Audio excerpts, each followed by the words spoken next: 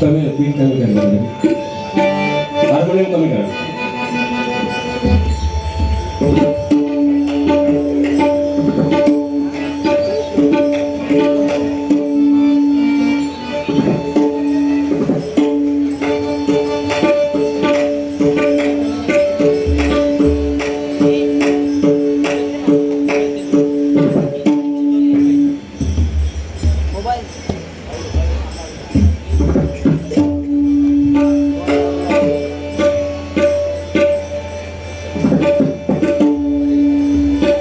थोड़ी लेवल जाए मतलब थोड़ी.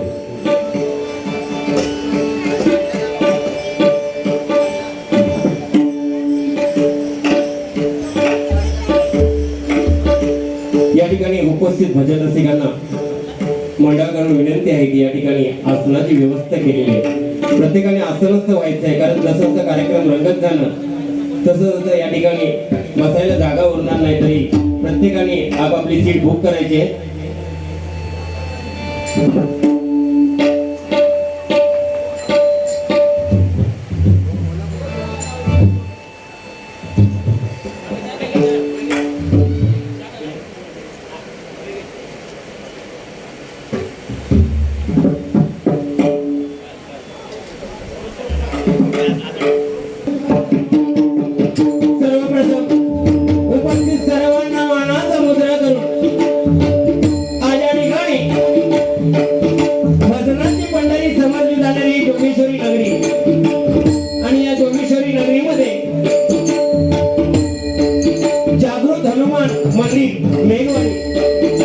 आणि या मंडळाने सालावाप्रमाणे बजरंगबली हनुमंतरायाचा जन्मोत्सव सोहळा या ठिकाणी मोठ्या थाटामाटामध्ये संपन्न करून विविध कार्यक्रमांचं आयोजन करून आज या ठिकाणी आमने सामने डबलबाजी वैभवासाठी आम्हा दोन्ही बुवांना या ठिकाणी आमंत्रित केलं.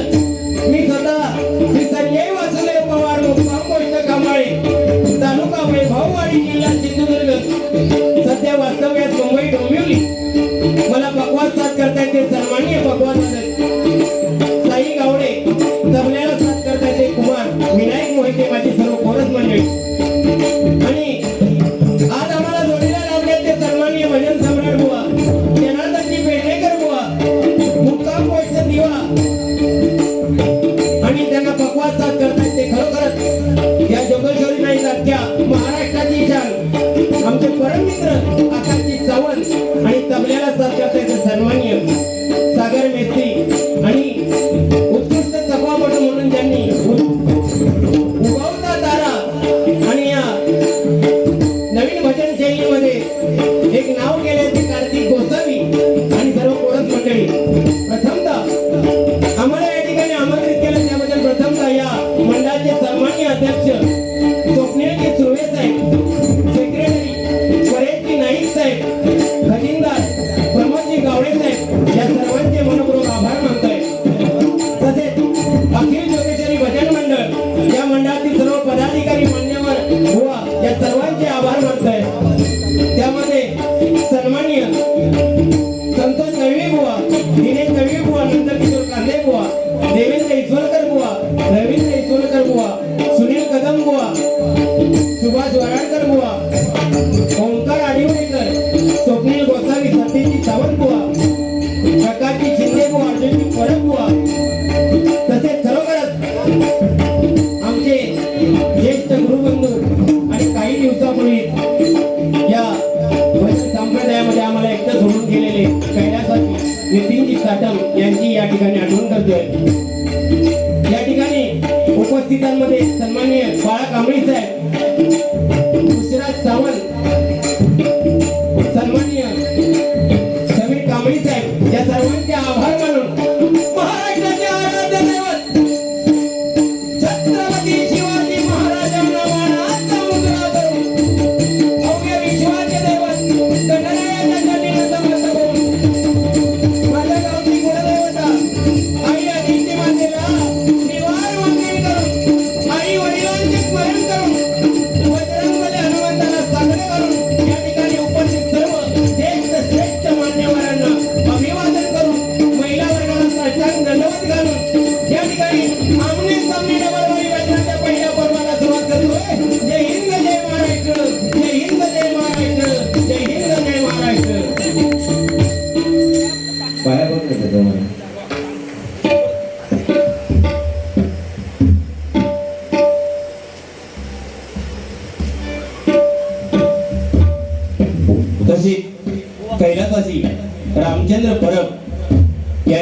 स्मरणार्थ कुमार अच्युत रावजी परब यांच्यातर्फे हा डबल बारीचा सामना करण्यात आलाय.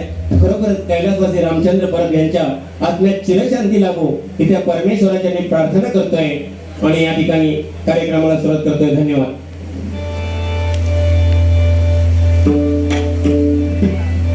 हार्मोनियम द्या जरा. या ठिकाणी खरोखरच आमचे परम मित्र आणि खरोखर ज्यांनी अल्पावधीतच या जोगेश्वरी नगरीमध्ये एक नाव केलंय, सामाजिक पुढाकार घेऊन समाज कार्य करण्यामध्ये अग्रेसर असणारे आणि त्यानंतर आता युट्यूबच्या माध्यमातून भजनी बुवांना लोकांपर्यंत पोहोचवण्यामध्ये महत्वाचा वाटा उचलणारे योगेशजी सुर्वे साहेब यांच्यासाठी एकदा जोरदार टाळ्या वाजवा. आणि या ठिकाणी आजच्या कार्यक्रमाला महत्वाचा वाटा उचलणारे साऊंडवाले यांच्यासाठी एकदा जोरदार टाळ्या वाजवा. हार्मोनियम द्या जरा.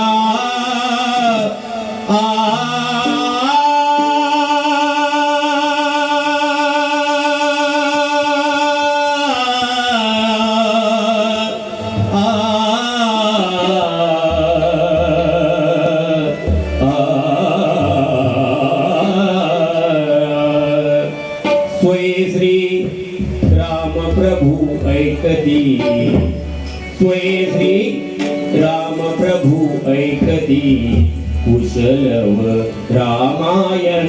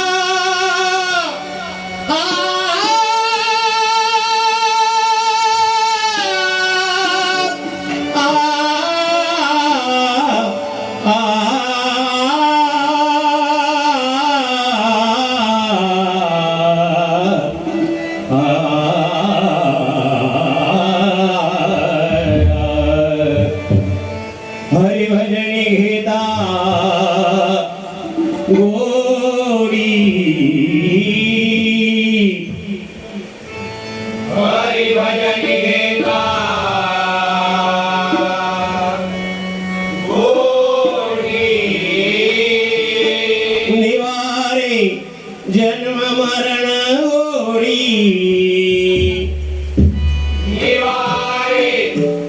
जन्म मरण ओळी भावे करिता हरिले भजन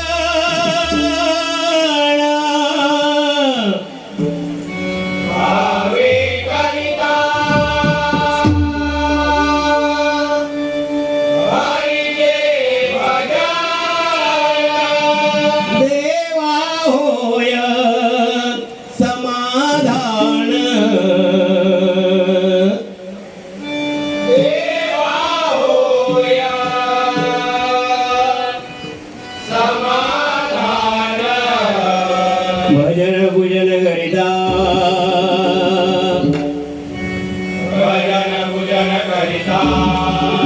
देव भक्तांचा होय दाता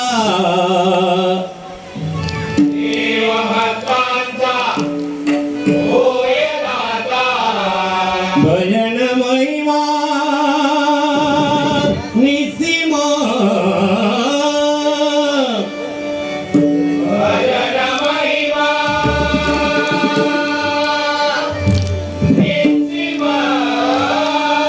अधमा पदवी उत्तमा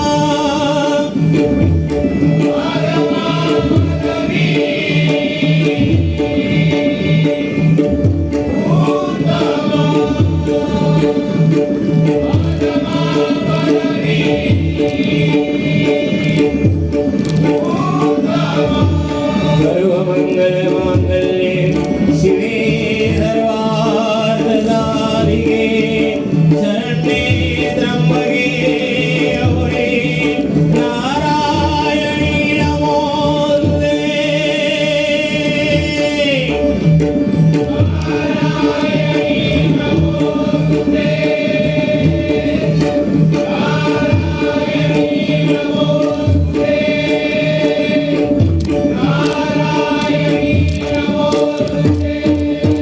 हरि म्हणा पुंडली वरदा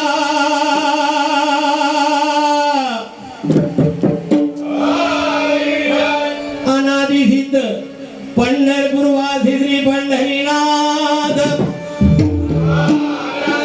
संत शिरोमणी ज्ञानराज ज्ञानेश्वर संत शिरोमणी श्री तुकाराम अवधूत चिंतन श्री गुरुदेव दत्त आयतिष्ठी गावदेवी महापुरुष कामदेव वक्रतुंड विघ्नहर्ता श्री गणपती गजानन गोब्राह्मण प्रतिपालक परश्री माते समान मानणाऱ्या हिंदवी स्वराज्य संस्थापक छत्रपती शिवाजी महाराजांचा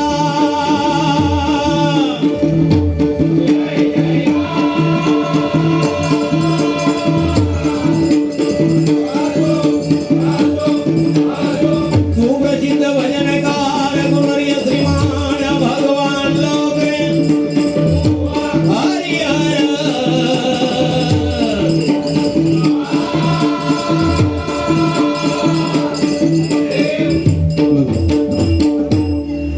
या मंडळाचा 50वा सुवर्ण महोत्सव वर्ष चालू आहे.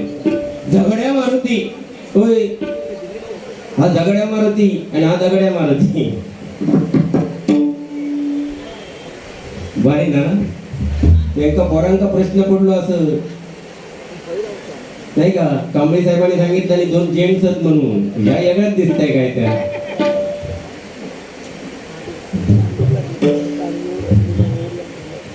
कार्यक्रमाला मजा येणार. या ठिकाणी आमची भजन सम्राट बुवा श्रीकांतजी शिरसाट यांच्या ताई या ठिकाणी लक्ष्मी जैताप उपस्थित, त्यांच्यासाठी एक जोरदार काय होतं.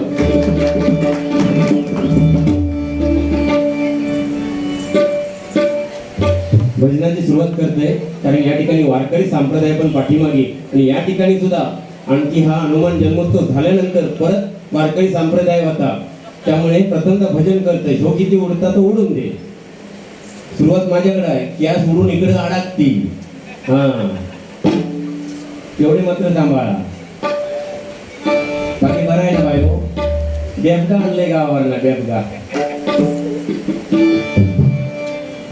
असं कार्यक्रमाला रंगत येणार. पण बघा खरोखरच आज भाग्याचा दिवस आहे बघा, कारण ज्या भक्ताने बघा अविरत आपल्या देशाच्या देवाची सेवा केली तो म्हणजे, आणि भक्तीमध्ये श्रेष्ठ भक्त कोणता असेल तर हनुमंतराय आहे बघा. कारण एकदा अशोक वनामध्ये सीता सिंदूर लावत होते आपल्या कपाळाला. हनुमंताने बघितलं, माते काय करते? अरे हनुमंता, तुझ्या रामाचं आयुष्य वाढावं म्हणून मी सौभाग्याचं लिहिलं लावतंय. याने इकडे तिकडे काय बघितलं नाही. ड्रमभर सिंदूर आणला आणि अंगावर पासून घेतला आणि तेव्हा सिंदूर तरी झाला नाही का. म्हणजे अशी भक्ती पाहिजे नाही का. केली तर मनापासून करा. कारण बघा बंधू प्रेम कसं असावं हे भरताने आणि लक्ष्मणाने दाखवून दिलं. 14 वर्ष लक्ष्मण अन्न पाण्या वाचून मनमानी फिरत होता रामाच्या मागून. भरत 14 वर्ष गादीवरती रामाच्या पादुका ठेवून बसला होता. आणि आमचो भाव तुमचं काय आणि आमचो काय 4 गुंठे जागेसाठी तलवारी करतात आणि कोयती काढतात नाही का. आणि आम्ही रामाची सेवा करतो. ज्या दिवशी ही प्रथा बदलेल की बाबा रामाने काय केलं, हनुमान लक्ष्मणाने काय केलं आणि भरताने काय केलं हे जेव्हा आपल्याला समजेल ना तेव्हा 4 गुंठे जागा काय 4 एकर जागा सुद्धा आमच्या भावासाठी सोडून देऊ. मी म्हणतोय बघा 3 वर्षापूर्वी कोरोना येलो होतो. तो कोणी आणलेलो माहिती आहे तुमका. एकट्यानेच शोध लावले अख्ख्या बंबोमग. होय कांडातच काढणार आहे लिवा काय ते बघते. रामान आणलेलो तो कोरोना. रामान कशा म्हणून विचारा. रामाने बघा 14 वर्ष वनवास केला ना बुवा. आणि आमचा 14 वर्षाचा दिवस क्वारंटाईन टाकला. म्हणजे त्याने परीक्षा घेतली की मी 14 वर्ष वनवासात राहू शकतो. माझे भाऊ 14 वर्ष मला सपोर्ट करू शकतात. तुमचे भाऊ तुमका किती सपोर्ट करतात म्हणून 14 दिवस गावा पाडून क्वारंटाईन ठेवला नाही. आमचं एकही भाऊ पुढे गेलेलो नाही. म्हणजे देवान परीक्षा घेतला नाही का बुवा. म्हणून सांगतोय नामस्मरण करा. असं करा मनापासून करा. 1 सेकंद का होईना त्या परमेश्वराचं नाव घ्या. देवाला तुमच्यापर्यंत धावत यावंच लागेल. पण आपला कसा उपास केलो तर सकाळी 1 डझन केळी, दुपारी पाव किलो वेपूर, साबुदाण्याची खिचडी, संध्याकाळी घराकडे निघताना 2 साबुदाणे वडे आणि घरात गेल्यानंतर माघार निघणार. लई जमले म्हणता उपवास केले तू करू नको. आणि तो सुद्धा देवासमोर जाणार नाही. उपवास दिवसभर केला आणि खाला रोजच्यापेक्षा जास्त. देवाला सांगणार माझा काम कर. अरे देव काय तुझी देणेकरी आहे का. आणि मनापासून भक्ती करा. राक्षस असून सुद्धा 1000 वर्ष तपश्चर्या करत होते तेव्हा त्यांना देव प्रसन्न होत होते. आणि आपण एका दिवसाचा उपवास केला होता देवावर उपकार केल्यासारखे त्याच्याजवळ जाऊन मागता. आणि मागू नका काही. देवाला एकच सांगा देवा तू आम्हाला मानवाचा जन्म दिलाय त्याचे उपकार आम्हाला 7 जन्म फेडता येणार नाही. ते तुझ्यावरती उपकार आहे म्हणून सकाळी उठून त्याचे नमस्कार करा. पण एक तरी मनुष्य दाखवा सकाळी देवासमोर गेला आणि त्याने देवाकडे काय मागितलं नाही असं दाखवा. आपण सकाळी जाऊन त्याच्याकडे भीक मागतो नाही का. ह्या माझा त्या माझा त्या माझा. परमेश्वर वरून बघताना बाबू काय म्हणता. अरे बाबा येड्या त्या तुझा माझा काय नाही. 60-70 वर्षाच्या करारावरती मी तुका खाली पाठवलंय. आणि तो करार संपलो की तुका बोलून येणार. म्हणून एकच लक्षात ठेवा भजन पूजन कीर्तन आणि हे मनोरंजन प्रबोधन पुढे घडणारच आहे. 100% वाद होणार आहे बाबू.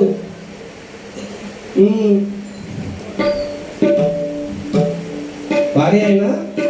गोमुदनात बघितलं गावाकडं.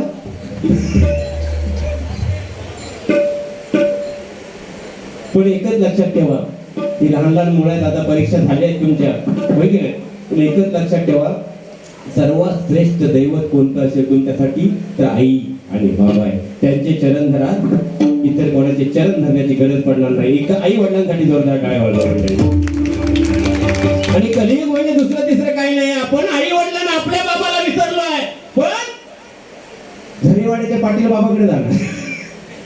आपण आपल्या आईला विसरलो आहे. पण राधे माझ्या मांडीवर बसून जाणार वांगा घेऊन.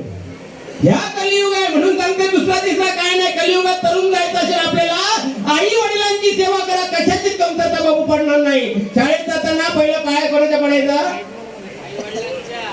बस तू शाळा सोडून दिलं म्हणून सांगतं. बाकीचं जातात काही बोलत नाही होय. असं प्रथमतः भजन करूया. वेळेत व्हायला पाहिजे. बाकी ह्या बघितलाच नाही. ह्या आता काय नाही. ह्या असं केस करून दाखवणार हे भूत्या नाही का. हो तुमका काय नाही का प्रश्न विचारणार ते त्यांना करून दे. मी कसा कांडा काढते त्या बघा. घाबरणार नाही. तुझं काय वाटला बाकी बरं आहे ना. आज साईडला लागलो. आरसो भेटलो नाही ना. रंगत होते पाठीमाग. आरसो नाही भेटलो. अर्धा तास उशीर केला नाही. येऊ कशात झालं माहिती आहे. ते काय हेअर बँड भेटत नव्हतं. घराकडनं पोरगाने आणला नाही. आणि हे जोगेश्वर स्टेशनला फिरतात. माझे मंडळी फोन करतात बुवा इकडे फिरतात. म्हणलं झाला काय म्हणतात त्या गुडलकचं दुकान असतं ना त्याच्यामध्ये गेलं म्हणलं हेडबँड घेत असतील त्यात घेऊन येईल. आता एवढा बोललाय ना ते पेटून उठणार भजन करूया प्रथम का कारण या ठिकाणी वारकरी संप्रदाय पण आहे एकदा सगळ्यांच्या चरणाशी नतमस्तक होता आणि भजनाला प्रारंभ करतो. धन्यवाद.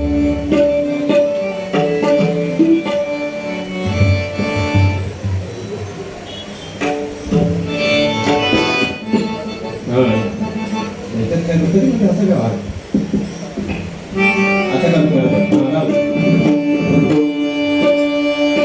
म्हणजे भरावा न म्हणजे जमावा न म्हणजे नमावा भक्ती रसातून जनमानसासमोर नतमस्तक होऊन केलेलं नमन त्याला भजन म्हणतात कारण हे भजन परमेश्वराचं असतं आणि ते परमेश्वराने स्वतःहून करून घ्यायचं असतं. आज एवढं मोठं मंडळ खरोखरच एवढा कार्यक्रम राबवता एक जोरदार टाळ त्यांच्यासाठी मंडळ होऊन जाऊ कारण मुंबई सारख्या ठिकाणी एवढा कार्यक्रम करणे साधी सोपी गोष्ट नाही का आणि त्याच्यामध्ये प्रत्येक कला त्यांनी अवगतली आहे. खरोखर लाख लाख सलाम करतो म्हणून म्हणतो आले किती गेले किती संपले भरारा आले किती गेले किती संपले भरारा कधी संपला नाही संपू देणार नाही. जागृत हनुमान मंडळाचा धरारा जागृत हनुमान मंडळाचा धरारा जागृत हनुमान मंडळाचा धरारा.